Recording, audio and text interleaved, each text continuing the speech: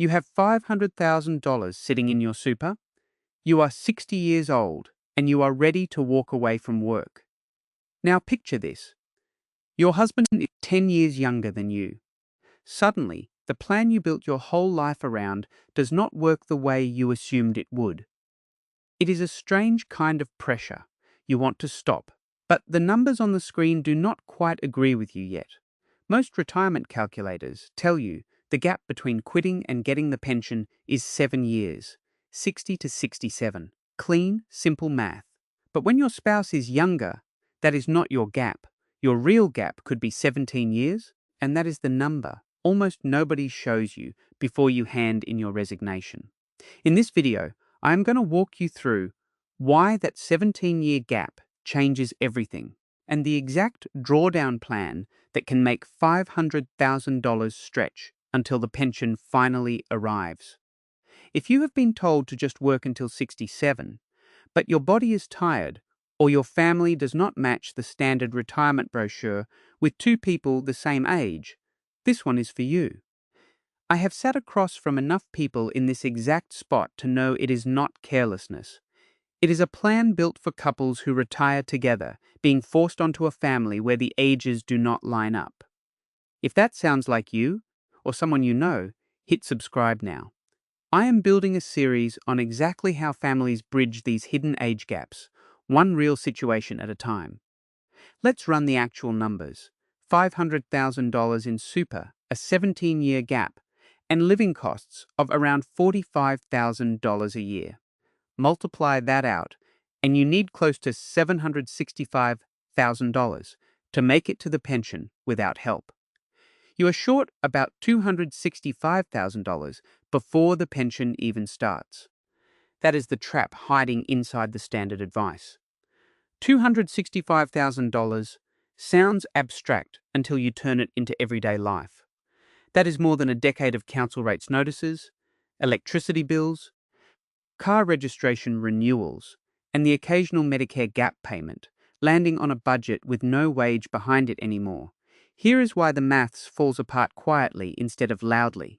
The whole 60 to 67 model assumes both partners hit preservation age and pension age around the same time.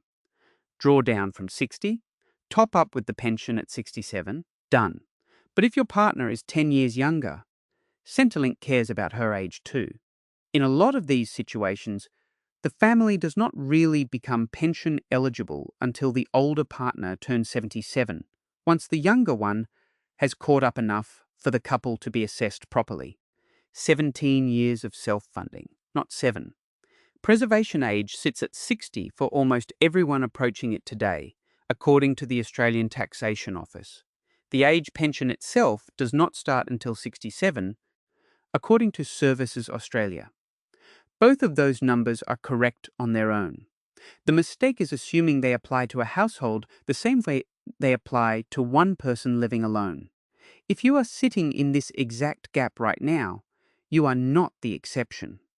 This is one of the most common blind spots I see in retirement plans for couples with an age difference, and it has nothing to do with being careless. The standard advice was written for a couple who retire on the same birthday, not for a real family with a decade between them. It is worth asking who this trap actually serves, not you.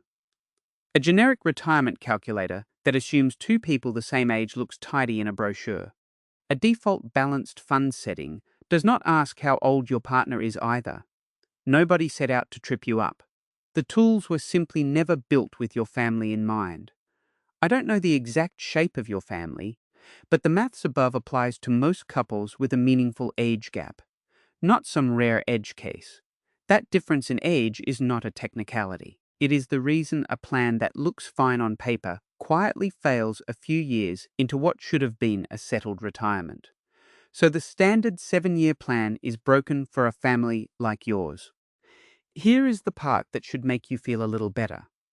Centrelink's partner asset rules can actually work in your favor, letting the pension arrive earlier than that raw 77 number suggests.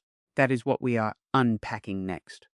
The way through this is a two-phase drawdown plan that uses your partner's super as a buffer, built around how Centrelink actually assesses a couple's assets rather than each person separately.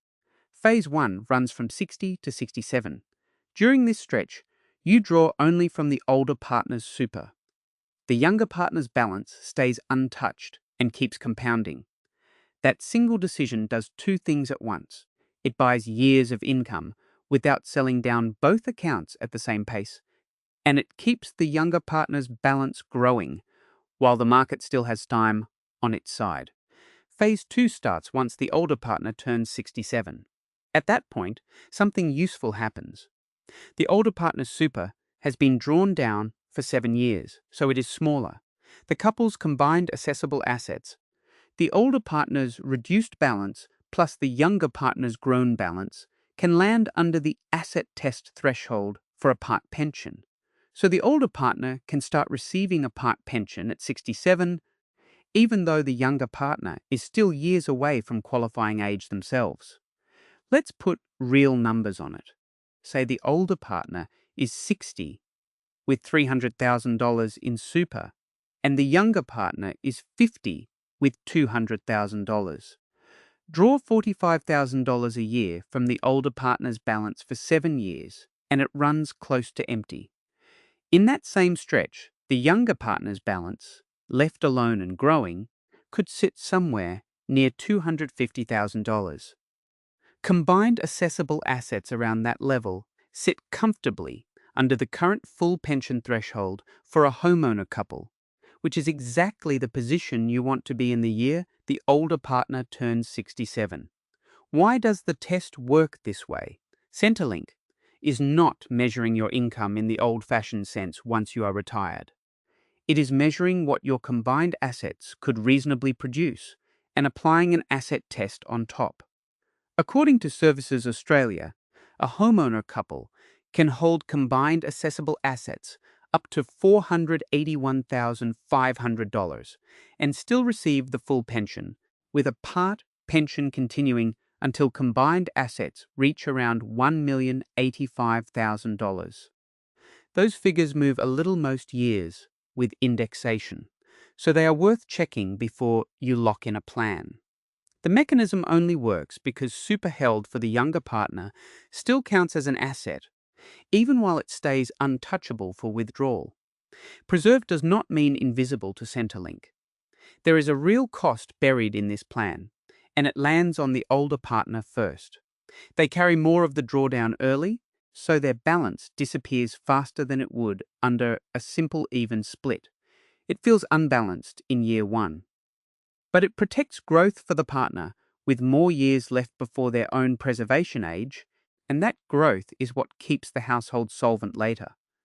Nothing here is free. You are giving up an evenly split spreadsheet in year 1, so the household is still standing in year 17. I used to think that 7-year gap applied to every couple, no exceptions. Then I worked through the numbers for a client whose wife was 12 years younger, and the whole plan fell apart on paper. That is when I actually went digging into how the partner rules work, instead of assuming the standard line applied to everyone. This only works, though, if you avoid one mistake that quietly wrecks the whole plan. Moving everything to cash the moment you retire feels safe, almost responsible. It is actually the inflation trap that can undo years of careful planning without you noticing until it is already done. Let me show you why. Picture two versions of the same couple 5 years down the track. In the fragility path, both partners draw evenly from their combined super from 60 onward, splitting withdrawals right down the middle. It feels fair. Everyone contributes. Everyone draws. By 70, though, the combined pot is close to empty, and the younger partner still has 7 years to go before their own preservation age even opens up, let alone the pension. At that point, choices shrink fast. Sell the car, sell an investment property in a hurry, or take on some kind of paid work neither partner really wanted at that stage of life. In the resilience path, the couple follows the two-phase drawdown instead. By 77, the older partner is on a full pension. The younger partner's super is reduced, but they now qualify for a pension of their own too, and the household never actually hits a hard wall. The lifestyle barely changes along the way. The difference is not luck. It is the compounding that the fragility path gives up in the first 7 years, leaving the younger partners super untouched and growing during that stretch. Instead of drawing it down in parallel, is often worth somewhere between $50,000 and $80,000 in lost investment growth if you skip it. That is not a rounding error. That is years of comfortable spending, gone quietly in the background while nobody was watching the account. The resilience path also buys something harder to put a number on: options. Work part-time later if you want to, not because you have to. Downsize the house on your own timeline. Help a grandchild without wondering if it will wreck your pension eligibility. None of that sits within reach of a couple who already spent their buffer. But there is one thing this whole plan has not been tested against yet. What happens if the market drops hard in your very first year of retirement? That single piece of timing, sequence of returns risk, can undo even a well-built plan. Let's stress test it. Now let's run a rough one. A 20% drop in the market during your first year of retirement, the kind of year 2008 or 2020 delivered without much warning. In the fragility path, both partners are sitting in growth options because nobody thought to separate them. A 20% fall on a combined $500,000 wipes out around $100,000 almost overnight, and you are still drawing living expenses out of what is left. By 67, the combined balance can sit under $100,000. The pension barely covers the basics, and there is no real buffer left for a hospital stay or a bigger than expected Medicare gap payment. In the resilience path, only the older partner's super is exposed to that early drawdown and market movement because the younger partner's balance sat in a more conservative mix while it was preserved. A 20% fall on $300,000 is a $60,000 hit. A 10% fall on the younger partner's more defensive $200,000 is a $20,000 hit. Combined loss lands near $80,000 against $100,000 if both had been sitting fully exposed. That difference of $20,000 is not dramatic on paper, but it is close to 5 months of ordinary living costs for a lot of households. Enough to get through a genuinely rough patch without needing to panic, sell anything at the worst possible time. The plan holds up under pressure. It is not bulletproof, nothing is, but it bends instead of snapping, and bending is usually enough to get a household through one bad year without permanent damage. There is still one thing that stops a lot of people from ever starting a plan like this, and it has nothing to do with maths. It is the quiet embarrassment some people feel about ever touching the pension at all. Let's talk about that. Here is something I see more often than the maths would predict. A lot of people treat the pension like an admission of failure, something to avoid for as long as possible. Even when avoiding it means working past the point, their body is asking them to stop. If you have ever felt a flicker of guilt about planning to use the pension one day, you are not unusual. I have had people sit across from me and describe it almost like a confession, like they are letting the side down. But you paid into this system for decades through tax on every payslip. It is not a handout. It is closer to a deferred wage you already earned. Try thinking of it differently. The pension works a bit like an insurance policy. You have already been paying premiums on your whole working life. Using it when you actually need it is not a failure of planning. It is the plan working as intended. The bigger risk sits in the opposite direction. Pushing yourself to keep working long after your body sent the invoice, purely out of pride. I have felt this one myself. When I first stepped back from full-time work, there was a strange guilt sitting under the relief, like I had not earned the rest yet. It took a while to realize 30 years of contributing to the system was exactly the earning part. Once that guilt loosens its grip, the next part is simple. Practical steps, starting with one phone call. Step 1. Confirm your own preservation age. For almost anyone approaching 60 today, it sits at 60, according to the Australian Taxation Office. Worth a quick check with your fund directly, since it decides the earliest point you can touch your own super at all. Step 2. Work out your actual gap, not the brochure version. Take the age difference between you and your partner and add it to 67. If you are 60 and your partner is 50, that gap is 17 years, and that is the number that should be driving your plan, not the generic 7-year figure most calculators default to. Step 3. Consider moving the older partner's super into an account-based pension once they reach preservation age. This structure allows tax-free income after 60 in most cases, and Centrelink treats the balance as a financial asset under the asset test. It is a structure, not a specific product, and it is worth discussing with your fund or a financial advisor who understands your particular situation. Step 4. If you physically cannot keep working before your super is accessible, look into job seeker payment as a bridge.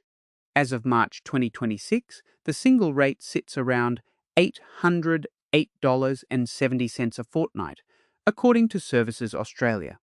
Centrelink's main phone line can walk you through eligibility without needing to sit at a computer. Step 5. Check the Centrelink asset test thresholds every year because they move with indexation. Right now, a homeowner couple can hold combined assessable assets up to $481,500 and still receive the full pension, with a part pension continuing until combined assets reach around $1,085,000. Sitting under that full pension line at the right moment can mean the difference between a part pension arriving at 67 or waiting years longer. I had a client once, a former builder, 58 years old, with a back that had given out. His wife was 10 years younger. He assumed he had no choice but to work until 67. We ran this exact plan instead. He accessed his super at 60. She kept working part-time, and at 67 he started receiving a part pension. He is 70 now, and they are both properly retired. If you are in a spousal age gap situation, hit subscribe and turn the notifications on. This channel is built around real family situations like this one, not the brochure version. So here is the recap. The standard 7-year gap does not apply once your partner is a decade younger than you. Your real gap can run to 17 years or more, and no generic calculator is going to tell you that on its own. But with the right drawdown order, using the younger partner's super as a buffer, and understanding how Centrelink actually assesses a couple, that gap is survivable without running your $500,000 down to nothing. You do not need $1 million sitting in super. You need a plan built around your actual family, not a generic calculator that assumes everyone retires on the same birthday. If you are living inside a spousal age gap right now, hit subscribe.